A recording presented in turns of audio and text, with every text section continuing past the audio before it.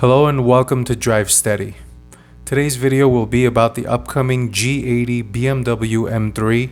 Stick around and let's talk about what we know about it so far.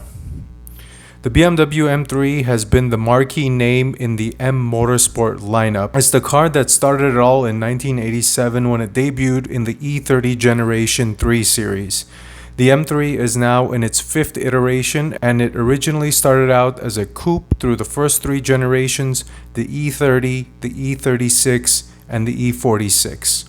However, in the fourth generation, which was codenamed E90, it became a four-door sedan and has maintained that through the fifth generation. This brings us to the upcoming sixth generation M3, which will be codenamed the G80. There have been lots of rumors flying around about the M3. One of those rumors are that it will be losing the rear-wheel drive platform and only come with an all-wheel drive. In a recent update from BMW's M-Boss, it was confirmed that the new M3 will continue to be offered in a rear-wheel drive platform, and buyers will have the option for an all-wheel drive system as well. It was noted that the all-wheel drive system would be something very similar to the one found in the current M5. I'm encouraged by that because the all-wheel drive in the M5 does allow for most, if not all, the power to be sent to the rear wheels. Additionally, everyone has been seeing the benefits of the all-wheel drive system that is offered in the M5, and I'm sure those performance benefits will also bleed into the M3. Speaking about the performance, many have been wondering what type of engine the new M3 will have.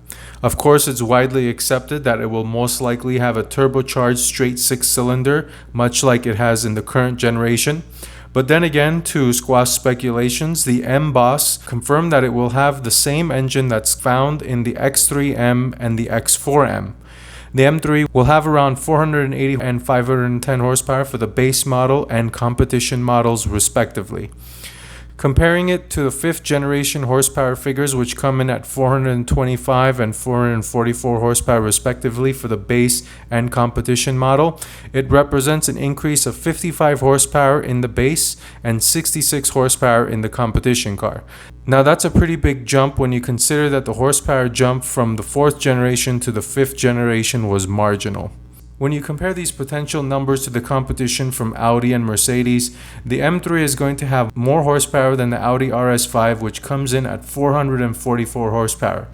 And next to the Mercedes C63, the M3 will narrow it out by a small margin, 469 horsepower versus 480 base for base.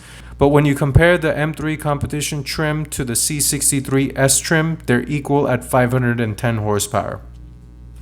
The next most interesting rumor about the M3 and the M4 is the possible introduction of a third trim level to go along with the base and competition trims, and that's the pure version. The pure version will be for the enthusiast driver, as it will come with less horsepower, some say around the 450 range, a manual only and rear-wheel drive only. This model could be very exciting and be going along the lines of what Porsche does with their T-trim in the 911 and the Cayman models.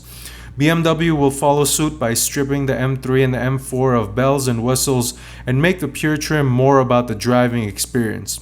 We shall see. It's definitely something to look forward to, as many have complained, me being one of them, that BMW has forgotten what the M brand is all about. Maybe this will put them back on track. Yet another fear was that the M3 was going to fall victim to the extinction of the manual transmission. Rest assured, it was also confirmed by the M-Boss that the M3 and M4 will get a manual transmission. Additionally, a recent photo turned up on the internet of an M3 spy car with a clutch pedal, further confirming that it will come in a manual. High five to BMW for continuing to offer the M3 and M4 in manual transmissions. So to close out this video, my very initial thoughts on the BMW M3. 2 points I'm very happy about. The fact that BMW continues to offer a manual transmission, and second, that they're going back to their roots with the pure version. I think this will help them gain an advantage, as there are no talks of Mercedes or Audi offering such a version in the RS5 or the C63. Now, one thing I'm not happy about is that these special trim cars like the M3 and the M4 no longer have bespoke engines. This has been going on for some time now with the entire car industry, not just M or BMW. As mentioned, the M3 will share an engine with the X3 and X4M. I'm shaking my head here. What happened to the days where cars like the M3 and the M5 had their own engines? Sure, horsepower numbers continue to go up, as does performance, but on the other end, special cars are diminishing. In my opinion, performance cars are special because of their looks and, more importantly, their engines.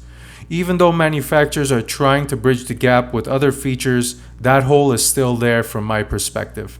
But anyway, that's my rant and thoughts on the upcoming M3. Thanks for watching. Until next time, drive steady.